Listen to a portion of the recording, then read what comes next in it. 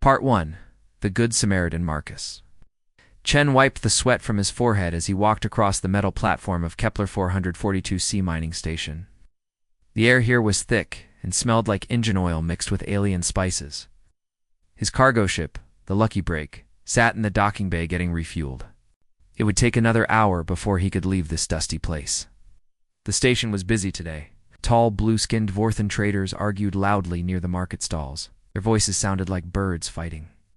Small, six-legged Zelic engineers crawled over ship parts, fixing things with their many arms. Everyone seemed to have somewhere important to go. Marcus just wanted to grab some food and maybe a hot shower before his next job. He had been flying cargo for 3 years now, ever since he left Earth. It was lonely work, but it paid well. Most aliens didn't trust humans yet, but they needed things moved from place to place. Marcus was good at that. He was walking toward the food court when he saw her. An old alien woman sat on the ground near the medical center. She had 4 thin arms and gray, wrinkled skin that looked like old leather. A strange crystal growth stuck out from her skull, catching the station's artificial light. She was trying to lift heavy medical supply boxes, but her old arms shook with the effort. Other aliens walked past her quickly. Some even crossed to the other side of the walkway to avoid her. Marcus heard whispers as they passed. Cursed one. Don't look at her directly. ... Void touched brings bad luck ... The old woman dropped one of the boxes, medical supplies scattered. Across the metal floor, she made a sad sound and started picking them up with her 4 hands. Her movements were slow and painful. Marcus stopped walking. His mother had always taught him to help people in need. It didn't matter if they looked different or if others were afraid of them. "Hey, you need help?" Marcus called out. The old woman looked up at him with large silver eyes. He seemed very old and very tired. She tilted her head like she was surprised. Someone had spoken to her. "You ... talk to me," she asked in broken standard language. Her voice was soft and scratchy. "Yeah, of course." These boxes look heavy. Marcus walked over and started picking up the scattered medical supplies. "Where are you taking them?" The woman pointed with one of her forearms toward a small, rusty shuttle in a far corner of the docking bay. It looked like it might fall apart. "If someone sneezed on it, that's your ship?" Marcus asked. She nodded. "Must take medicine to my people. They are sick.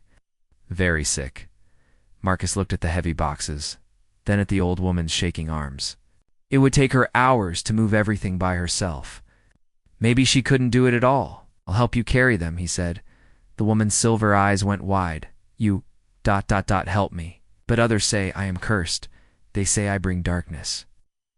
"I don't believe in curses," Marcus said with a smile.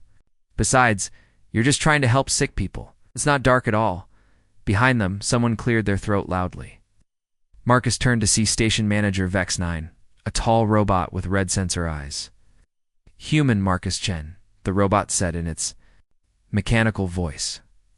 "I advise against interaction with this entity. She's marked as void touched. Association may bring misfortune."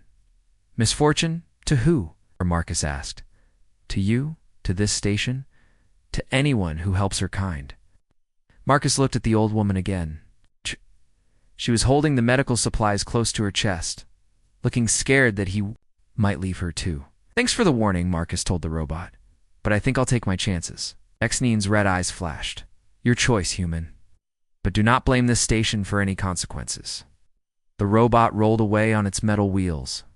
Marcus could feel other aliens watching him as he bent down to pick up one of the heavy boxes. "Come on," he said to the old woman. "Let's get these to your ship." It took them 30 minutes to move all the supplies. The old woman's shuttle was even worse, up close. The metal was rusted, and Marcus could see patches where someone had tried to fix holes with scrap metal. But the medical bay inside was clean and organized. "You're a doctor?" Marcus asked as they loaded the last box. Double quotes was ...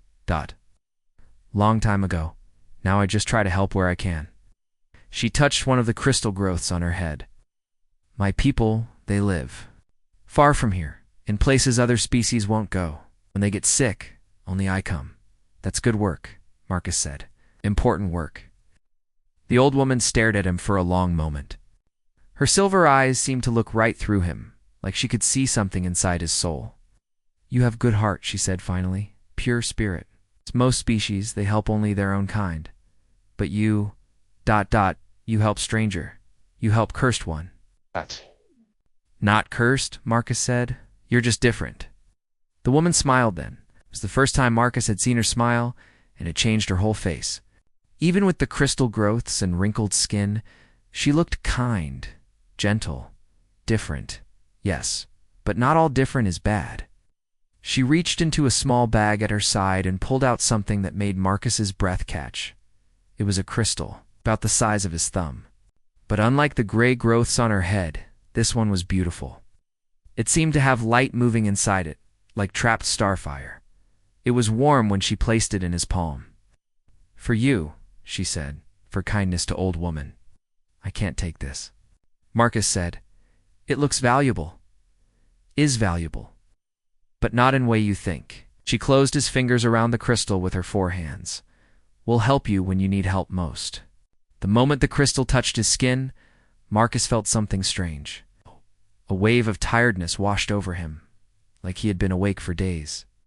His vision blurred for a second, and he had to grab the shuttle's door frame to keep from falling. He said, Guess I'm more tired than I thought. The old woman was watching him carefully. Long journey makes everyone tired. You should rest soon. Yeah, maybe you're right. Marcus slipped the crystal into his pocket. Tiredness was getting stronger, but he tried to shake it off. Will you be okay getting off the station? I will be fine. Thank you, Marcus Chen. You have given old woman great gift today. I just carried some boxes. No, she said, her silver eyes serious. You gave respect. You gave kindness. Yes! These are rarest gifts in galaxy. Shuttle's engines coughed to life. With a sound like a sick animal, Marcus stepped back as the old ship lifted slowly into the air. Through the cockpit window, he could see the woman raising one of her 4 hands in goodbye. Marcus waved back until the shuttle disappeared into the black space between stars.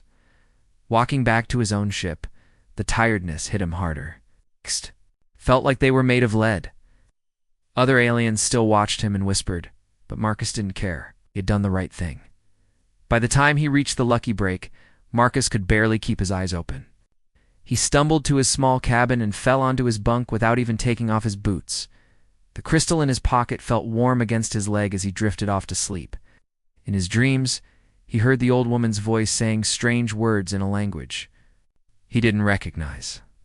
But somehow, deep in his mind, the words felt important. Marcus slept deeper than he had ever slept before. Part 2. Awakening powers. Marcus woke up to his ship's AI screaming at him. Captain Chen, Captain Chen. Emergency wake-up protocol activated. The loud voice made his head hurt. Marcus rolled over and looked at his cabin's digital clock. The numbers didn't make sense. He blinked hard and looked again. 3 days. He'd been sleeping for 3 whole days. What the hell? Marcus sat up quickly, then grabbed his head as the room spun around him. Arya, what's going on? Arya was his ship's computer. She had a female voice that usually sounded calm and helpful. Right now, she sounded worried. Captain, you've been unconscious for 72 hours. I could not wake you. Was about to send a distress signal. 3 days. Marcus stood up slowly. His legs felt weak, like he had been sick. But strange thing was, he also felt different, better, somehow stronger. Yes, Captain. Also, there have been 17 communication attempts from Galactic News Network. Something about an energy signature detected near our location. Marcus walked to his small bathroom and splashed cold water on his face. In the mirror, he looked the same. Brown hair, brown eyes, the small scar on his chin from when he was 10. But something felt different inside him. Show me the news reports, Arya. The wall screen turned on. A blue-skinned Vorthan news reporter appeared. Double quotes. Mysterious energy reading recorded at Kepler 442c mining station 3 days ago. Scientists say the signature matches ancient records of something called harvest energy, but most experts believe this is impossible. Harvest abilities have been extinct for over 5,000 years. Marcus turned off the screen. Harvest energy? What's that? Searching database, Arya said. Harvest energy, a theoretical power source mentioned in ancient alien texts. Described as the ability to absorb and transfer life energy between living beings. Considered myth by modern science. A chill ran down Marcus's back. He pulled the crystal from his pocket. It was still warm, and the light inside it seemed brighter than before. When he held it, he could feel something like a whisper in his mind. Captain, Arya said, we have received a new job offer. Emergency rescue mission. Passenger ship is under attack by pirates near the Broken Moon asteroid field. Payment is triple normal rate. Marcus needed money, and helping people was what he did best. Set course for the coordinates. Captain, I should mention the passenger ship is requesting immediate assistance. They report multiple casualties and say the pirates have superior firepower. Then we better hurry. The flight to the Broken Moon field took 6 hours. During that time, Marcus noticed more strange things happening to him. When he walked past the plant in his cabin, a small earth fern he kept for company, he could feel it. It's not just see it, but actually sense its life. It was like a tiny warm glow in his mind. He tested it with Arya's biosensors. The computer confirmed what he was feeling. He could somehow detect every living thing within a kilometer of his ship. Plants, bacteria, even the small space mice that sometimes lived in cargo holds. This is impossible, Marcus said to himself. When they reached the asteroid field, Marcus saw the problem immediately. A large passenger liner was floating dead in space, its engines smoking. 3 pirate ships circled it like hungry sharks. The pirates were Orcs, a species that looked like giant angry lizards with too many teeth. Arya, open a channel to the passenger ship. Channel open, Captain, says Marcus Chen of the cargo ship Lucky Break. What's your situation? A scared voice answered. It sounded like a young human woman. Oh, thank God. This is Sarah Mills on the passenger liner Hope's Dream. The pirates hit our engines and life support. We have 47 people on board, including 12 children. Please help us. Marcus looked at the 3 pirate ships. Each one was twice the size of his cargo ship and had more weapons. This should be suicide. But something inside him felt ready, confident. Sarah, get everyone away from the outer hull. I'm coming to help. But there are 3 of them. You can't just trust me. Marcus flew his ship straight at the largest pirate vessel. The Orcs captain appeared on his screen, showing rows of sharp teeth. Little human. Turn around now, or we blow you into space dust. Sorry, Marcus said. Can't do that. The pirate ship fired its main guns. Marcus should have been killed instantly. Instead, something amazing happened. Time seemed to slow down. He could see the energy beams coming at him and somehow knew exactly how to dodge them. His hands moved over the controls like he had been flying for 50 years instead of 3. The Lucky breakdanced between the laser blasts like it was performing a ballet. Marcus fired back with his small defensive guns and hit the pirate ship's weapon systems with perfect accuracy. Impossible. The Orcs captain roared. No human flies like that. The other 2 pirate ships attacked together. Marcus should have been overwhelmed. Instead, he felt energy flowing through his body. The crystal in his pocket was now hot against his leg. His vision became sharper. His reflexes became faster. He disabled the 2nd pirate ship's engines with one perfect shot. Then he flew under the 3rd ship and damaged its weapons before it could fire. The whole fight took less than 10 minutes. This is the Orcs captain, came a shaky voice over the radio. We surrender. How did you do that? Marcus was breathing hard, but he felt incredible. Like he could fight 10 more pirate ships. Just lucky, I guess. After the pirates retreated, Marcus helped repair the passenger liner's life support. When he boarded their ship to check on the people, something strange happened again. A little girl had been hurt in the attack. She was unconscious and barely breathing. Without thinking, Marcus reached out and touched her hand. Energy flowed out of him and into her. The girl's eyes opened immediately, and her wounds started healing. But Marcus suddenly felt very tired, like the energy had come from inside him. How did you do that? Sarah Mills asked. She was staring at Marcus like he was some kind of magic person. I don't know, Marcus said honestly. The rescued passengers started talking all at once. Someone had recorded the whole fight on their personal device. Within hours, the video was spreading across the galaxy's communication networks. Human pilot defeats 3 pirate ships single-handedly. Mysterious healing powers displayed by cargo ship captain. Is this the return of the legendary Harvest? Abilities. Back on his ship, Marcus tried to make sense of what had happened. He could still feel the life energy of everyone on the passenger liner. More than that, he somehow knew he could take energy from willing people and use it to help others or make himself stronger. The crystal, the old woman had given him, was definitely connected to these new abilities. But what did it all mean, and why had she chosen him? Captain, Arya said, we are receiving multiple communication requests. Galactic News wants an interview. The human colonial government wants to speak with you, and there's a strange message from someone who won't give their name. What does this strange message say? Just says, she who gives has marked you. Others will come. Be ready. Marcus looked out at the stars and wondered what he had gotten himself into. The old woman at the mining station hadn't been just any alien.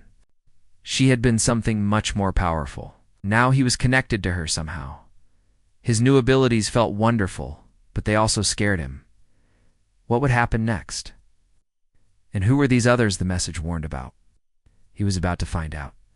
Part 3. The hunter becomes hunted. Marcus tried to live normally after the pirate attack, but it was impossible. News about the human with harvest powers spread across every planet in the galaxy. Reporters followed his ship. Scientists wanted to study him. The human colonial government offered him a job as a special agent. He said no to everyone. All Marcus wanted was to understand what was happening to him. The crystal from the old woman was changing too. It now glowed bright enough to read by at night.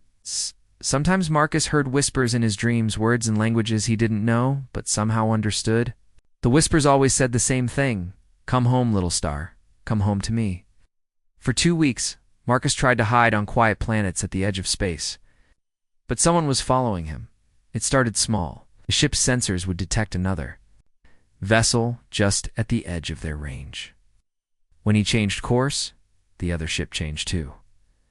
When he stopped, it stopped. When he jumped to hyperspace, it followed. Arya, Marcus said as he watched the sensor screen, can you identify that ship? Negative, Captain. It uses technology I cannot recognize. The design does not match any known species in my database. The ship following him was beautiful and terrifying. It looked like a silver arrow made of liquid metal. No weapons were visible, but Marcus could feel danger coming from it, like heat from a fire. After a week of being followed, Marcus decided to face whoever it was. He landed on New Babylon, a frontier planet where people didn't ask too many questions. It was a good place for a confrontation. The silver ship landed near his in the desert outside the main town. Marcus waited by his ship with his hand on his sidearm. The crystal in his pocket was burning hot now. He could feel his new powers ready to activate. The silver ship opened without a sound. A figure stepped out that made Marcus take a step backward. It was tall and thin. It was wearing armor that seemed to be made of the same liquid metal as the ship. Its face was hidden behind a smooth mask with glowing blue eyes. When it walked, it moved like it was floating just above the ground. Human, it said in a voice like wind through metal. You carry something that does not belong to you. I don't know what you're talking about, Marcus lied. The figure tilted its head. The essence of Zarathi, the eternal, burns within that crystal. You are her new anchor, whether you know it or not. Zarathi. Is that the old woman's real name? The figure laughed, but it sounded like breaking glass.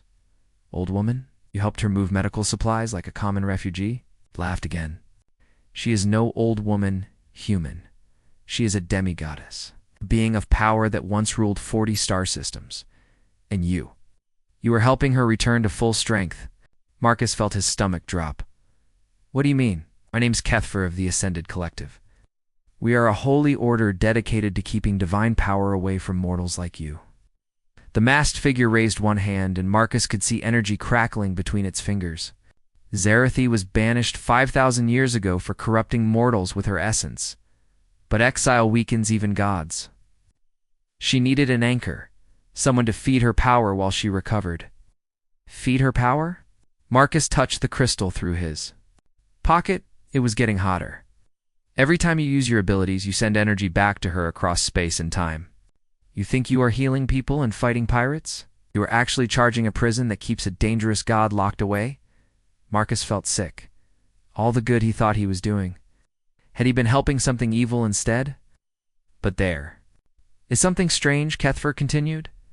Other species who carried her essence went insane within days. It burned out like candles in a hurricane. You have survived for weeks and grown stronger. This should be impossible. Maybe humans are different, Marcus said. Yes, that is what worries us. Kethfer took a step closer. Scifi chose you specifically because your species has something others lack. You can process divine energy without breaking. You can control it instead of being controlled by it. The crystal was now so hot it hurt. Marcus pulled it from his pocket and saw it blazing with inner fire.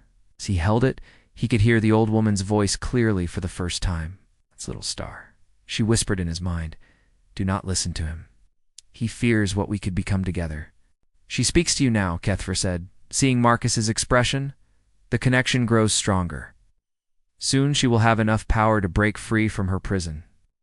When that happens, she will remake the galaxy according to her will. Billions will die. I don't believe that, Marcus said. She was helping sick people. She gave me power to save others. She gave you power to save her. Kethfer raised both hands now, energy building around him like a storm. Give me the crystal, human. Let me destroy it before it's too late. If I say no, then I will take it from your corpse. Kethfer attacked without warning. Beams of blue energy shot from his hands toward Marcus. But Marcus's new abilities kicked in automatically. Time slowed down, and he dove to the side, the crystal blazing in his grip. The energy beams hit the ground where he had been standing and melted. Marcus rolled behind a rock and tried to think. Kethfer was much more powerful than the pirates had been. But Marcus could feel energy flowing through him, not just his own, but something vast and ancient coming through the crystal. You cannot win, human, Kethfer called out. I've trained for centuries to fight beings like you. Marcus stood up from behind the rock. Energy was crackling around his hands now, just like it had around Kethfer's. Maybe, but I don't have to win. I just have to survive long enough to understand what's really going on. The fight that followed shook the desert. Kethfer fired bolt after bolt of energy, but Marcus dodged them all with impossible speed. When Marcus fought back, his own energy blasts were wild and uncontrolled, but they hit hard enough to crack Kethfer's armor. During the battle, Marcus realized something important. The power flowing through him wasn't just making him stronger, it was also making him smarter. He could see patterns in Kethfer's attacks. He could predict where the next energy blast would come from. More than that, he was learning things he had never studied. Ancient languages. The names of stars that died before Earth was born. The history of gods and mortals across the galaxy. Impossible. Kethfer shouted as one of his attacks missed Marcus by inches. You fight like you have trained for decades. I'm learning as we fight, Marcus said, and was surprised to realize it was true. The battle ended when Marcus managed to get close enough to touch Kethfer's armor. Energy flowed between them, but instead of draining the alien warrior, Marcus absorbed some of his knowledge and memories. In that moment, Marcus saw the truth.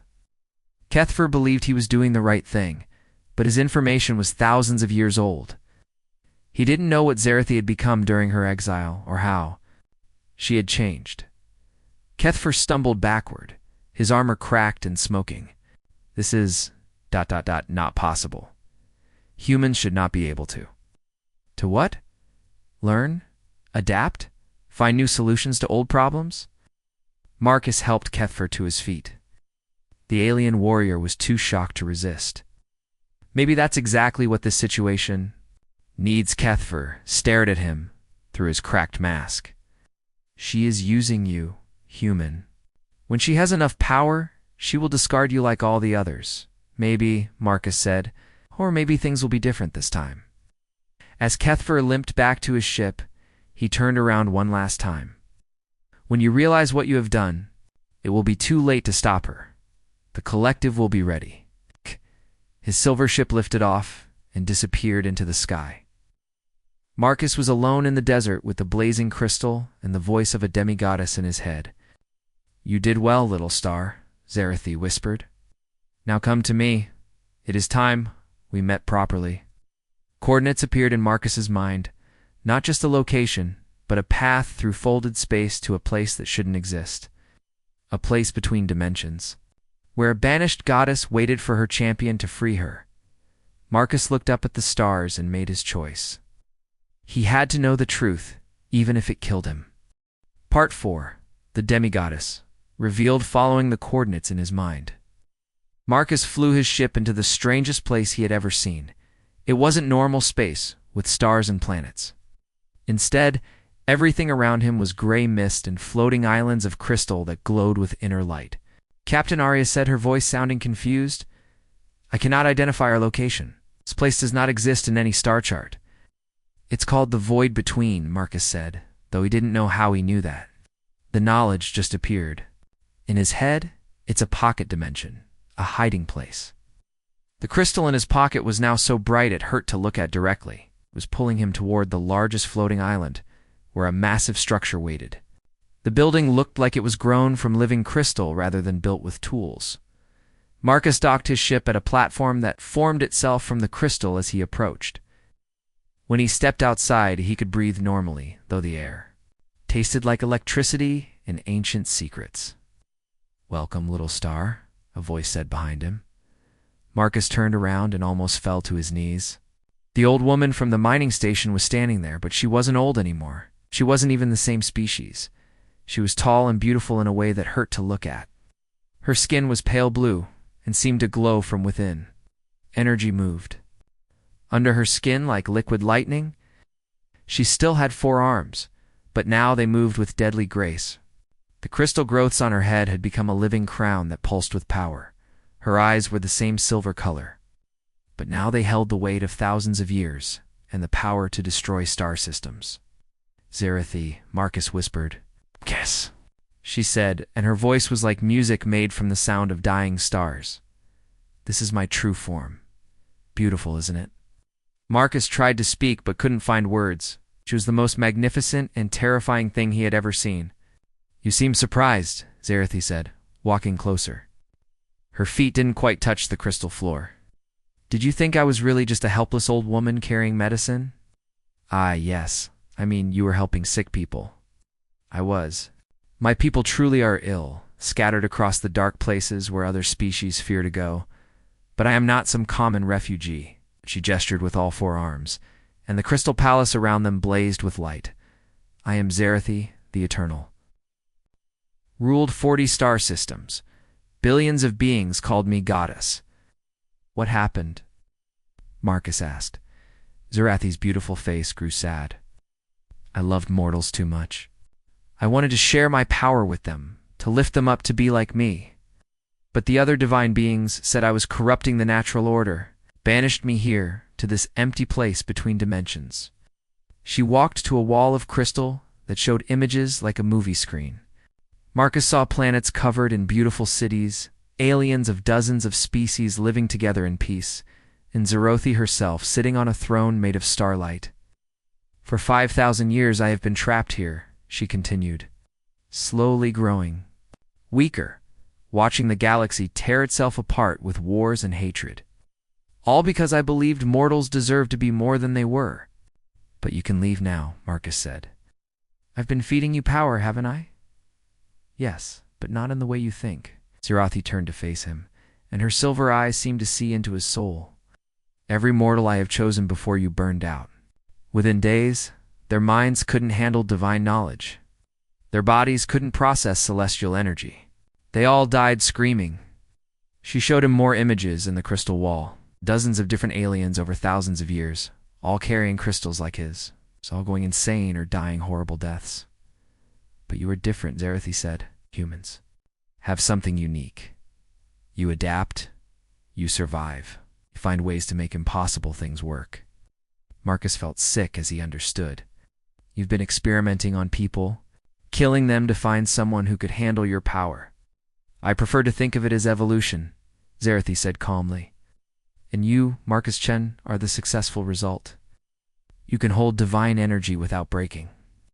More than that, you can learn from it, grow with it, become something new. She moved closer to him, and Marcus could feel the power radiating from her like heat from a fire. It was intoxicating and terrifying at the same time.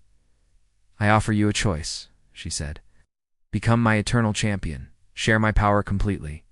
Together, we can rule the galaxy and bring peace to all species. You will live forever and have abilities beyond imagination. And if I say no, her smile was beautiful and cold, then I take the power back. All of it, all at once. Your human body will not survive the process. Marcus looked around the Crystal Palace. It was magnificent, but it was also a prison. For 5,000 years, Zerathi had been alone here, growing, more desperate and more willing to sacrifice others for her freedom. There's something you should know, Marcus said. Oh, and what is that, little star? The connection between us isn't one way. While you've been feeding me power and knowledge, I've been learning about you too. Zerathi's smile faltered. What? Do you mean?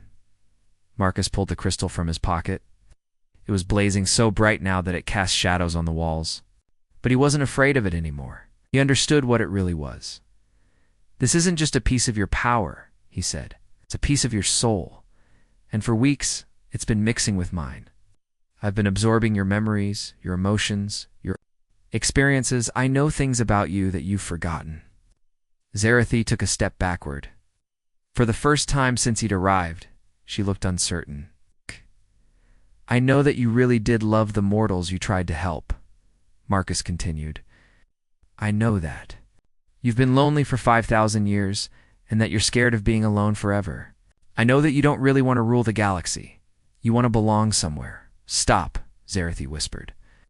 And I know that the reason all your other champions died wasn't because they were too weak. It's because you tried to force them to. Be like you, instead of letting them be themselves. The crystal palace around them began to shake. Zerathi's beautiful face was showing cracks of emotion she had kept buried for millennia. You don't understand, she said. I need someone who can carry my power and free me from this place. No, Marcus said, holding up the blazing crystal. You need a partner. Someone who chooses to work with you, not for you. That's impossible. Mortals and immortals cannot be equals. Says who? The same divine beings who banished you for caring too much. Marcus smiled. Maybe it's time to try something that's never been done before. The shaking got worse. Cracks appeared in the crystal walls of the palace. Zerathi stared at Marcus with wide, frightened eyes. What are you suggesting? I'm suggesting we rewrite the rules, Marcus said. Together. That's when the palace exploded. Not from violence, but from possibility. The crystal structure burst apart and reformed itself into something new. The gray mist of the void between swirled faster, and Marcus could hear something vast and ancient waking up. Zerathi screamed, but it wasn't a sound of pain. It was the sound of someone who had been holding their breath for 5,000 years finally being able to breathe again. What have you done? She gasped. Something human, Marcus said as reality shifted around them. I found a third option. Part 5. The human solution. The crystal palace reformed around them, but it was different now. Instead of cold, perfect crystal, it was warm and alive.